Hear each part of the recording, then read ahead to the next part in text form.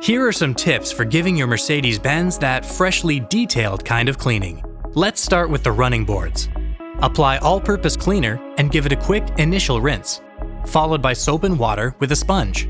Rinse off those soapy suds and wipe the board by hand with a damp microfiber towel. When it comes to cleaning the foot area of your vehicle, first vacuum up any loose dust and dirt.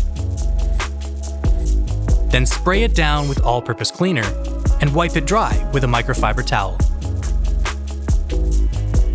As for the pedals, apply all-purpose cleaner and scrub them with a hard bristle brush.